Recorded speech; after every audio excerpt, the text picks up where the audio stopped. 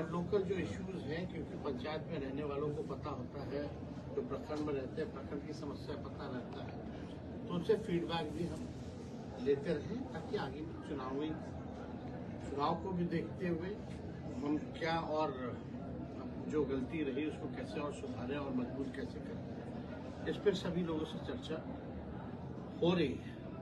तो आज आखिरी दिन था तीसरे चरण का, जो कि लखीसराय में। लेकिन आप सब लोग जान रहे हैं कि बिहार में गरीबी, बेरोजगारी, पलायन, महंगाई से लोग त्रस्त हो चुके हैं। आप देखिएगा बिजली के बिल से लोग जो है परेशान हैं, और हमने पहले भी कहा है कि अगर हम लोगों की सरकार बनती है तो 200 यूनिट फ्री में बिजली हम लोग देंगे। और हमारी कोशिश भी रहेगी कि सरकार पे दबाव डला करके जो मौजूदा सरकार है उससे भी 200 यूनिट फ्री में बिजली हम इस सरकार से दिलवाने का काम करेंगे। लोग छात्र हों, छात्राएं हों, युवा हों, उनके भविष्य के साथ खिलवाड़ हो रहा है, पेपर लीक हो रहा है। चाहे बीपीएससी का जो सबसे बड़ा जो इश्यू है, आप सब लोगों ने देखा होगा, जो 17वीं परीक्षा को लेकर के जिस हिसाब से नॉर्मलाइजेशन की बात कही जा रही थी, उससे लोग बहुत परेशान हैं। हमने कई बार जो है लगातार कई दिनों से इस मुद्दे को उठा रहे हैं, सरकार के संज्ञान में भी डाला, हमने मुख्यमंत्री को चिट्ठी भी लिखा, लेकिन मुख्यमंत्री इतने मसले हैं इस राज्य में गंभीर हैं, माननीय मुख्यमंत्री जी ने चुप्पी साध रखी है। विधानसभा का जब सत्र भी चला तो दोनों सदन में एक शब्द भी उन्होंने किसी भी बिंदु को लेकर के उन्होंने नहीं कहा। कल कितनी बर्बरता से बीपीएससी छात्राओं की पिटाई की गई, और ये बीपीएससी आयोग को अगर स्पष्टीकरण देना था, हम लोग कई दिनों से स्पष्टीकरण मांग रहे हैं कि नॉर्मलाइजेशन को लेकर के कि उसका क्या रुख है, तो कई दिनों से 10-15 दिनों से कोई जवाब नहीं दिया उन्होंने।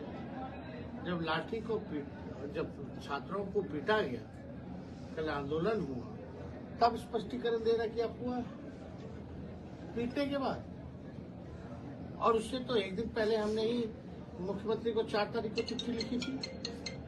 तो ये तो सरकार के संज्ञान में, मुख्यमंत्री जी के पास गृह डिपार्टमेंट है, पुलिस महकमा उनके पास है, उनके इशारों पे जो है छात्रों को जो पीटा गया, ये गंभीर मसला है। लेकिन कल बोला गया आयोग द्वारा, एक चिट्ठी जारी किया गया, बोला गया कि भाई ये अफवाह है, ऐसा कोई प्रस्ताव नहीं था। ऐसा नहीं था तो पहले क्यों नहीं बताया आपने, क्यों असमंजस में डाला।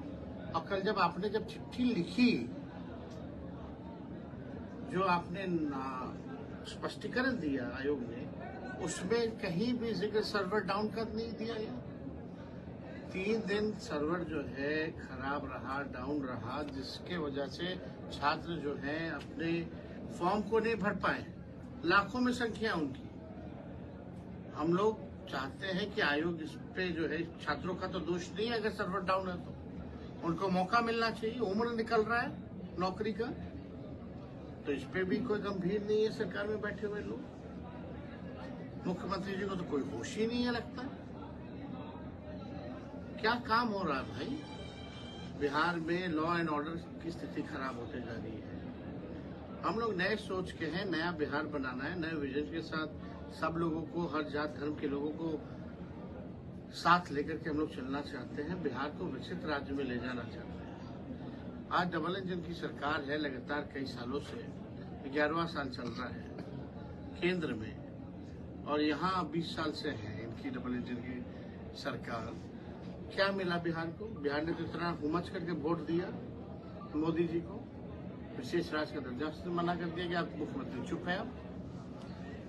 अब तो गर्दन भारत सरकार की मुख्यमंत्री के हाथ में है ना, अब नहीं तो कब बिहार को विशेष राज्य का दर्जा दिलाएंगे। तो देखिए कई ऐसे मुद्दे हैं जिसको लेकर के हम लोग जनता के बीच जा रहे हैं, और हम लोगों ने ये भी जो फीडबैक जो हम लोगों को मिल रहा है, तो उसी आधार पे हमने कल भी कहा था कि जो वृद्धा पेंशन जो 400 रुपये मिलती है, उसको हमारी सरकार आएगी तो 1500 रुपये हम लोग देंगे, और साथ ही साथ 1500 सामाजिक सुरक्षा जो पेंशन जो मिलता है, जिसमें विकलांग हैं या विधवा महिला हैं, उनका भी जो है 1500 जो है हम लोग बढ़ाने का काम करेंगे। मुख्यमंत्री जी की यात्रा चल रही है, होने वाली है। यात्रा अच्छी बात है, लेकिन हमारे छात्र संवाद करना चाहते थे मुख्यमंत्री जी से, गुहार कर रहे हैं। मुख्यमंत्री जी के पास समय नहीं। क्या ये बिहार के लोग नहीं है? क्या नौजवान ही नहीं? बिहार गरीब राज्य है और अपनी यात्रा पे 2,25,76,00,000 रुपए खर्च कर रहे हैं। ये तो अद्भुत है भाई। हमको जनता से बात करनी है, संवाद करना है, तो 2,25,76,00,000 रुपए आप खर्च करोगे, और एक तरफ आप कहते हो कि बिहार गरीब राज्य है, एक तरफ आपको पेंशन में देने के लिए पैसा नहीं है, बिजली के बिल से लोग जो है परेशान, स्मार्ट मीटर से, और आप अपनी यात्रा में जो है, तो ये यात्रा दिखावटी है, बनावटी है, मिलावटी है। और ये यात्रा जो 2,25,76,00,000 की जो यात्रा हो रही है मुख्यमंत्री की, ये अधिकारियों की लूट की छूट की यात्रा है, भ्रष्टाचार का खेल है। उसलिए जो है 2 अरब का मुख्यमंत्री को जनता से बात करना, वो भी नहीं मुख्यमंत्री हर जिले जाएंगे।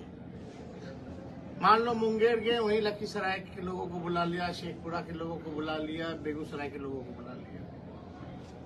1 घंटे में क्या 3 जिलों के लोगों को समस्या वो समाधान कर देंगे, सुन लेंगे। तो पूरे तरीके से ये केवल जीविका दीदियों को इस्तेमाल करने की बात है। पार्टी का रूप में वो इस्तेमाल करना चाहते हैं। जीविका दीदियों की परेशानियों को नहीं सुना जा रहा, जीविका दीदियों को धमकाया जाता है, लेकिन उनकी मांग को नहीं सुना जाता। हम लोगों की सरकार बनेगी तो जीविका दीदियों की जो समस्याएं हैं उसको भी हम लोग जो है दूर करेंगे। और कोई सवाल आप लोगों का होगा तो बिल्कुल सर। डिप्टी सीएम का बयान आया है विजय सिन्हा जी का कि छात्रों को भड़का रही है विपक्ष। डिप्टी सीएम बाइलक बन गए हैं, लेकिन कोई डिप्टी सीएम का गुण नहीं है।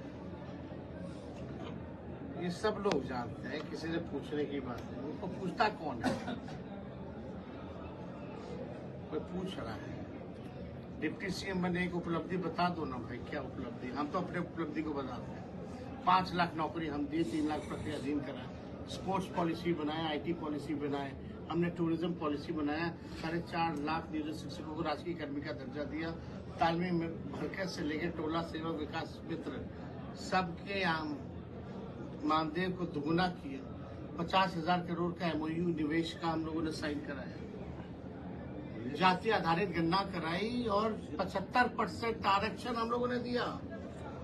उनका क्या योगदान है डिप्टी सीएम? एक नहीं है बीजेपी के डिप्टी सीएम भाई, 2 हैं डिप्टी सीएम। दोनों की उपलब्धि बता दो। भड़का रही है। कौन भड़का रहा है भाई? सर्वर डाउन नहीं हुआ था क्या? आदरणीय उप मुख्यमंत्री अगर पोस्ट में है तो क्या उनको ज्ञान नहीं है कि 2-3 दिन सर्वर बैठ गया तो इससे लाखों लोग जो है फॉर्म नहीं भर पा रहे? इसमें भड़काने वाली क्या बात है? जो सच्चाई है सच्चाई है। अगर हम लोग उनकी बात को नहीं उठाएंगे तो कौन उठाएगा? अगर आज हम उन छात्राओं के साथ नहीं खड़े रहेंगे तो ये खड़े हैं क्या? बुला के क्यों नहीं मिले? पटना में कितना दूर था गर्दनी बाग, जहाँ धरना स्थल था? मुंह दिखाने गए क्या उन लोगों को? आश्वासन देने गए क्या? पहले जाकर के बोले क्या अफवाह फैला रहा है, ऐसा कुछ नहीं है, बोल देते। कौन रोका था उनको 10 दिन से भाई? तो ये सब बेकार का लोग है, फालतू है सब।